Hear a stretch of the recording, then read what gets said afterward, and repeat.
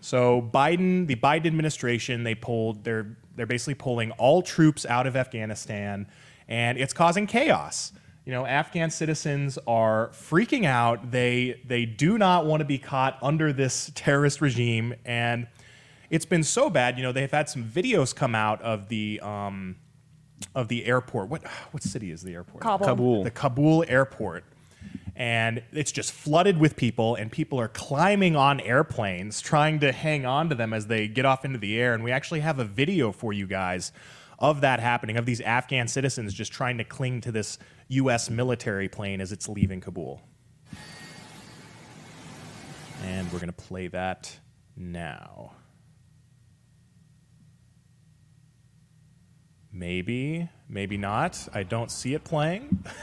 So we can just talk about it, I suppose. So you literally see these guys, they're clinging to the wheels of this airplane as it's going down the landing strip, as it's getting ready to take off. And then later, as the plane is like really high up in the air, like thousands of feet above the ground, you actually can see some people falling off of the plane, crashing back to Earth.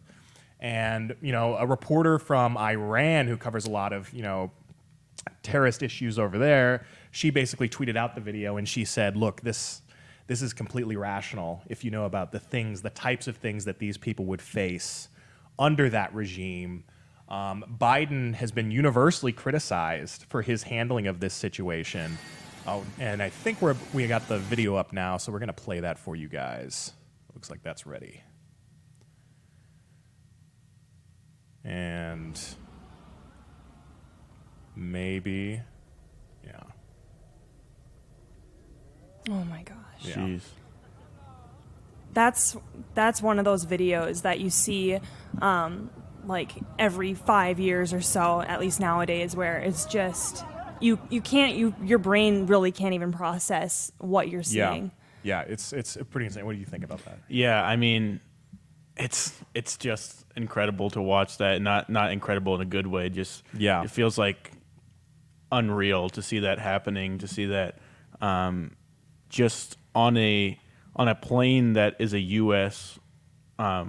Vehicle. It's like it's not like yes, it's happening in Afghanistan. It feels sort of removed from us in a way, but also it doesn't, because it's our plane. It's our people who are trying to get out of there, and Afghan people as well trying to get out of there. So it just feels so connected to America, and it doesn't feel like something that's happening on the other side of the world, because it feels like this is us. Like, this is happening to us, and it's crazy to see that. And literally, like, days ago, Biden was saying, oh no, the Afghanistan military, they can hold their own. They don't need us. This isn't going to happen. The Taliban's not going to gain control. And then just like that, just in an instant, the Taliban sweeps in, takes over everything. All of these, these women are going to be put back under oppression. All of these soldiers that fought for, the Afghan military, they're all getting executed in droves.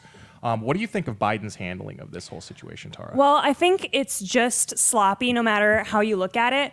We can go back and forth all day on whether or not we think that this was a good idea and if we should have withdrew our troops. However, you have to have a plan in place. I think that this was rushed, this was sloppy, and we left the country with absolutely no stability. We knew, like, for the past week that they had started taking over territories, that they had started taking over different cities. So this isn't a surprise. We shouldn't be shocked to see this, especially when we saw this going south really quickly. It could have been like, whoa, we need to hit the brakes here. This isn't going the way we planned. Yeah. And the other half of this equation, conservatism is pretty split down the middle about what kind of the reaction to this it should be. Everyone agrees that Biden, in pulling things out the way they were, people weren't able to evacuate in time. We have Americans that are stuck over there right now. It's complete pandemonium. Mm-hmm. So everyone agrees that his handling of the situation was wrong. But there's a lot of people within conservatism that believe we shouldn't have been there in the first place. As soon as we pulled out, no matter what, the Taliban was going to take back over. Only since we were over there, now we've left a lot of weapons that we gave to the Afghan military. Now the Taliban has all of those resources to work with. What do you think of all of that, Grant? Yeah, that to me is the biggest problem. I understand both sides. I'm not exactly sure which side I fall on as far as should we have been there, should we have not been there. That's a whole nother discussion. And honestly, I need to do more research myself before I can kind of decide what side I'm on of that. But what I do know, like you said, is that it was handled very poorly. And one of the biggest problems that you alluded to is that we have basically given weapons to the Taliban. I mean, they're using our weapons, and we've seen reports of Taliban soldiers who have been executing other Afghan citizens. Those videos haven't started to come out yet. I have a feeling that they will. Unfortunately, we're going to start seeing those, which I'm sure will be graphic and not something that we want to see. But we've heard reports, and I don't think it's crazy to believe that that's true. And we've also heard reports that they're using our weapons. They're using our vehicles. And so what are the chances that our weapons are being used to kill innocent people? I mean, that's possibly what's happening right now. And even if not, we have armed a very radical group in the Taliban by just abandoning everything, leaving all of our stuff. And now we've made them capable of some things that they wouldn't have been able to do otherwise if it weren't for us. So that definitely is an issue to me.